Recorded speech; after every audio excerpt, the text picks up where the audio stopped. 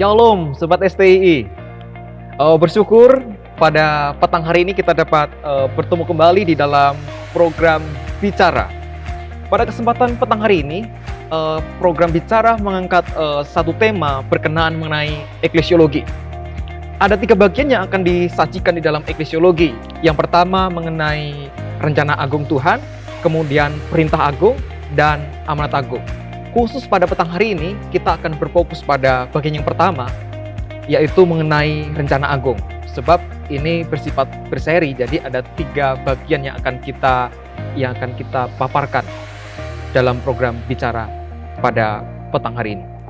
Bapak Ibu Saudara, pada kesempatan petang hari ini, materi eklesiologi akan disampaikan oleh Bapak Pendeta Dr. Nur Anggraito. Beliau sekarang menjabat sebagai pembantu ketua 3 bidang kemahasiswaan di STI Yogyakarta, dan beliau juga sedang melayani sebagai pendeta di GPB Amanat Agung Yogyakarta. Tidak berlama-lama lagi, saya persilahkan Bapak Pendeta Dr. Nur Anggraito untuk bicara. Saya silakan Pak Nur, waktu selanjutnya.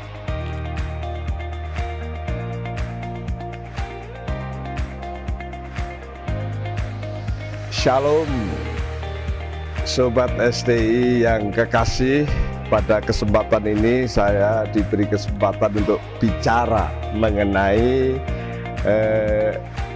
eklesiologi.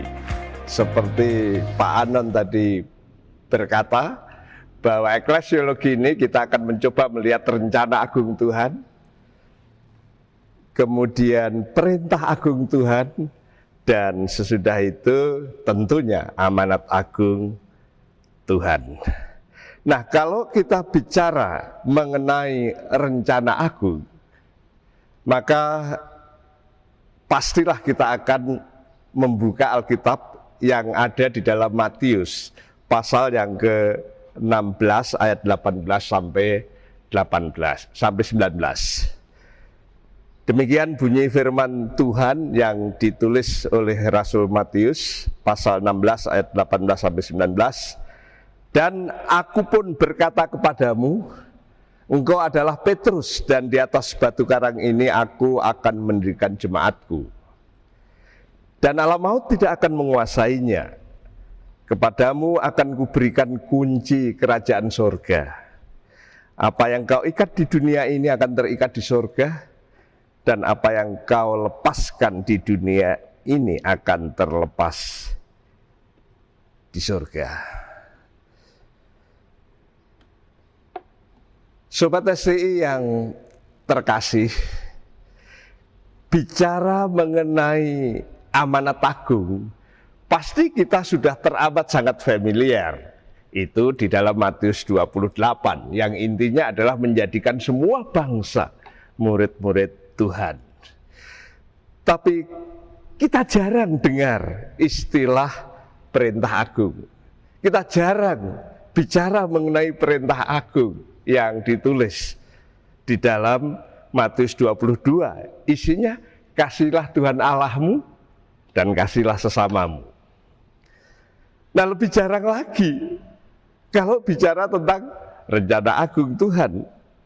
Ini berkenaan dengan pendirian jemaat.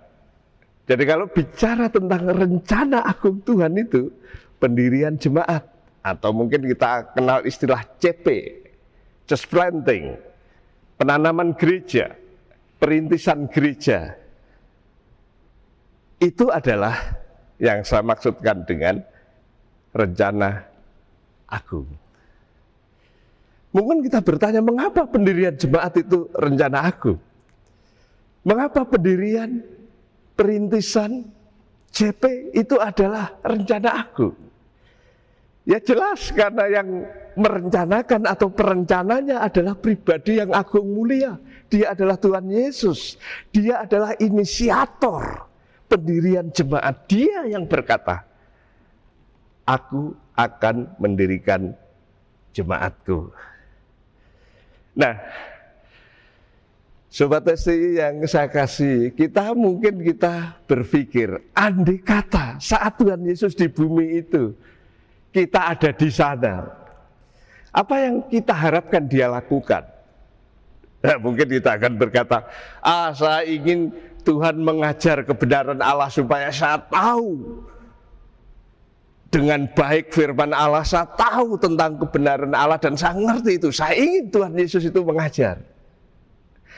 Sebagian mungkin berkata, ya saya ingin Tuhan memberkati saya.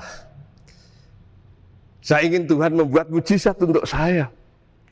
Ekonomi saya yang mungkin kembang kempis, saya mau Tuhan buat mujizat sehingga sandang pangan cukup.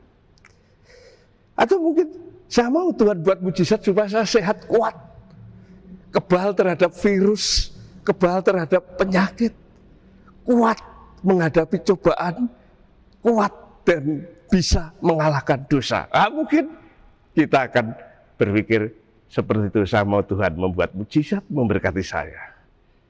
Atau mungkin kalau saudara mahasiswa, saudara berkata, Tuhan, saya mau Tuhan buat saya pintar, buat otak saya cerdas sehingga saya bisa menguasai teknologi, menguasai semua yang berkenaan dengan hal-hal iptek. Saya ingin pintar karena dengan menguasai teknologi, komunikasi, kita menguasai dunia, barangkali gitu. Nah, bisa saja Tuhan melakukan semuanya itu. Tapi di sini Tuhan berkata, aku akan mendirikan jemaatku. Artinya apa? Artinya pendirian jemaat itu kehendak Tuhan. Pendirian jemaat itu hasrat Tuhan. Pendirian jemaat itu kemauan, kerinduan Tuhan. Mengapa pendirian jemaat itu adalah rencana agung? Jelas produknya juga agung. Karena dikatakan produk yang Tuhan rencanakan itu, jemaat itu tidak akan bisa dikalahkan oleh maut. Dan coba bayangkan, sobat STI yang dikasih, manusia lahir, tumbuh, besar, dewasa, tua, dan mati tidak ada lagi. Kerajaan juga begitu, kerajaan muncul, besar, berpengaruh, runtuh, mati, tidak ada lagi. Mungkin lembaga-lembaga juga begitu. Entah itu namanya lembaga sosial, lembaga apa saja. Mungkin pernah tumbuh, pernah berdampak, dan akhirnya mati. Tapi yang menarik, produk Tuhan ini, jemaat itu tidak akan dikalahkan, tidak akan dikuasai oleh maut. Memang maut berusaha menghancurkan jemaat dengan berbagai macam cara, mungkin membuat banyak kesulitan bagi jemaat, mungkin menganiaya, bahkan mungkin membunuh pendeta atau gembala sidang, mungkin memberikan sesuatu yang membuat majelis atau aktivis menjadi ketakutan sehingga tidak ke gereja. Atau mungkin meluluh lantakkan gedung gereja. Tapi yang menarik, tidak akan pernah mengalahkan atau membunuh eksistensi dari jemaat itu. Itu sebabnya Tuhan Yesus berkata, alam maut tidak akan pernah menguasainya. Mengapa pendirian jemaat itu rencana agung? Jelas, karena kunci kerajaan surga dipercayakan kepada jemaat. Nah, ini juga menarik. Ada banyak lembaga yang sudah berdiri, mulai keluarga, masyarakat, bangsa, negara, kerajaan. Ada banyak yayasan-yayasan, mungkin yayasan pendidikan, yayasan kesehatan, yayasan sosial, mungkin bantuan hukum. Tapi yang menarik, kunci kerajaan surga itu tidak pernah dipercayakan kepada mereka, tetapi dipercayakan kepada jemaat. Tuhan berkata, kepadamu akan kuberikan kunci kerajaan surga. Jadi jemaat itu bukan saja rencana Tuhan, bukan saja rencana agung Tuhan, tetapi itu hati Tuhan. Tuhan terus terlibat di sana. Tuhan memimpin, bahkan Dia adalah kepala jemaat. Orang masuk surga atau tidak tergantung bagaimana jemaat itu melaksanakan misi Tuhan. Itu sebabnya Dr. Krisma Rantika, pendiri Yayasan Iman Indonesia, pendiri STI ini, dan di berbagai kota, pendiri UKRIM dan SMA Immanuel, beliau berkata, Anda bisa mendirikan berbagai macam lembaga, tetapi kalau tidak menghasilkan jemaat, itu sia-sia. STI berdiri, supaya apa? Melaluinya jemaat-jemaat Tuhan berdiri. Beliau berkata, kalau tidak ada jemaat yang didirikan, STI tutup saja. Jadi apa rencana agung Tuhan Yesus datang ke bumi ini? Jelas, pendirian jemaat. Kalau Anda di pikiran Tuhan, kalau Anda di hati Tuhan, maka Anda pasti akan menggeliat jiwa Anda jika Anda tidak ada kerinduan dan usaha keras untuk sebuah pendirian jemaat. Kalau di STI ini, di sana ada kantor P3S, apa itu? Pusat Penelitian Penginjilan Sedunia. Itu idenya. Pusat Penelitian Penginjilan Sedunia. Supaya apa? Supaya dengan penelitian itu, kemudian dihasilkan prinsip-prinsip, kemudian setelah itu dilakukan penerapannya. Supaya apa? Supaya jemaat-jemaat baru didirikan. Sobat STI yang dikasihi, mungkin kita bisa mencapai gelar tertinggi. Kalau toh profesor itu gelar, mungkin saudara bisa profesor, doktor, dan macam-macam. Atau kalau jabatan tertinggi, misalnya ketua sinode, ketua sekolah teologi, atau mungkin pendeta besar. Tapi pertanyaannya, adakah dalam hidupmu atau melalui hidupmu jemaat Tuhan didirikan? Jangan sampai usungan keranda berisi jenazah dirimu diantar oleh ribuan pelayat ke kuburan, tetapi tak ada satupun jemaat berdiri, tak ada satupun orang yang diselamatkan melalui kehidupanmu. Itu ungkap Dr. Krisma Rantika kepada kita semua kala itu. Rencana agung Tuhan Yesus Kristus mendirikan jemaat. Aku akan mendirikan jemaatku. Mari kita berdoa. Bapa yang di surga, kami datang kepadamu mengucap syukur dan berterima kasih karena hari ini kami diingatkan kembali, disegarkan kembali.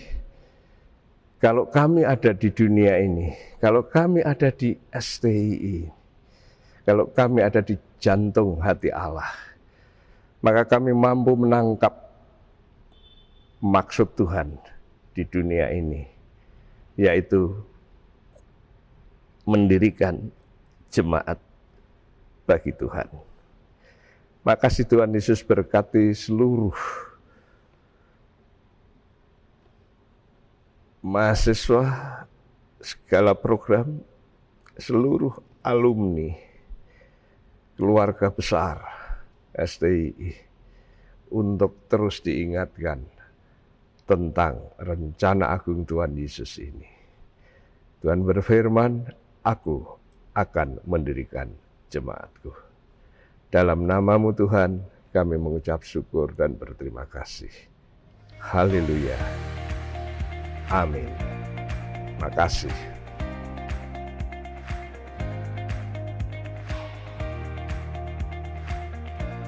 Sungguh sangat luar biasa materi yang sudah dipaparkan oleh Bapak Pendeta Dr. Nagraito. Rencana agung Allah sama dengan mendirikan jemaat. STI ada juga karena rencana agung, yaitu pendirian jemaat. Begitu kira-kira materi yang disampaikan untuk seri yang pertama mengenai rencana agung Allah bagi kita semua. Bapak Pendeta Dr. Nagraito, terima kasih buat waktunya, terima kasih buat materi disampaikan, sangat memberkati kita semua, dan saya percaya setiap kita yang saat ini sedang menyaksikan program Bicara diberkati oleh program ini, diberkati oleh materi yang sudah disampaikan. Bapak Ibu Saudara, mengingatkan kembali program Bicara akan tayang setiap hari Rabu dan hari Jumat pukul 7 waktu Indonesia Barat di seluruh platform media sosial STI Yogyakarta. Oleh sebab itu, terus ikuti program Bicara ini. Terima kasih buat waktunya. Selamat malam. Tuhan Yesus memberkati kita semua. Amin. Banyak yang juga